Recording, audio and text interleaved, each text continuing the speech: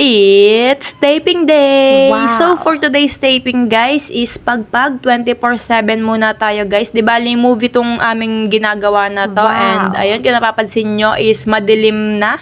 So, hindi po yan madaling araw kasi ang call time namin nung time na yan is alas 10 ng gabi.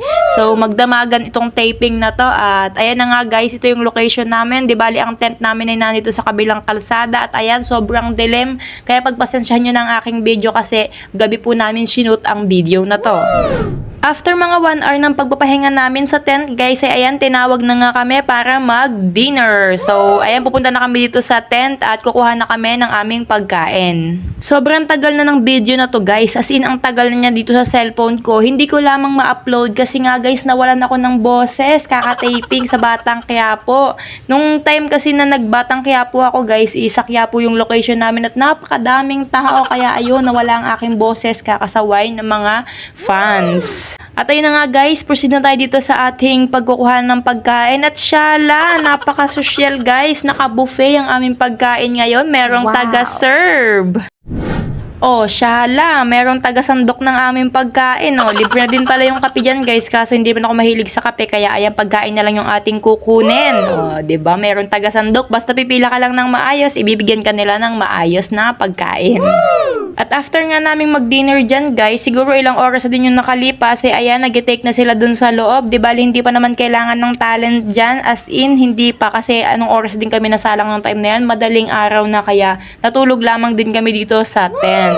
At ayun na nga, guys, naka-blockings na kami. Siguro mga alas 4 na ng madaling araw nung time na to. At ito lamang yung unang blockings namin. At ito lang din yung naging blockings namin nung taping na yan. Ongoing yung taping ng time na to, guys, at yung 4 na yun sa nakatayo, yan yung pupuntahan namin para magdasal. Kasi ang gagawin lang namin dito ay dadasalan lang namin yung sinasapian sa loob ng tindahan. Di bali nga pala ang palabas to, guys, ay horror. Comedy horror po yung palabas na to at talagang puro nakakatawa kahit medyo nakakatakot. Di bali, ang mga artist nga pala dito, guys, is si Sir Dindo Arroyo. Ayan, si Severino. Ayan, siya yung artist dito. Siya yung Grim Reaper. Andito din si #Nico. Si Boy Bastos. Ano ang pangalan ni Boy Bastos? Basta yon. Tapos, ang dami pang mga komedyante. Si Gerald Napoles. At ang dami pang ibang komedyante ang naandito. Kagaya niyan. Si Haprise ba yan? Ay, hindi si Haprise. Basta nakalimutan ko na yung pangalan yan. Comment nyo na lamang dito, guys. At eto, guys. Ang ganda niya, guys. Kilala ko yung mukha niya, guys. Artista to. Napanood ko to sa TV5. Pero hindi ko maalala kung sino yung pangalan niya. Nabanggit na sa akin sa taping kaso. Ayan, oh. Ayan. Medyo madilim lang, guys. So, ayan. Pakilanawan nyo na lang yung mata nyo. Kayo pa yung nag-adjust. So, ayan. Pakicomment naman po nung pangalan niya kasi ang ganda niya, guys. Artista po yan. Promise. Antok ng person, hindi pa rin kami tapos. So, ayan, nakag-blockings kami nito, guys. So, ayan, hilera lamang kami dyan at kami yung mga nagdadasal na person dyan. At itinataboy namin yung masamang espiritu kasi merong sinasapian sa loob. Kaya, ayan, nakapay lang kami dito at naghihintay kami ng 5, 4, 3, 2, 1 ni Direct.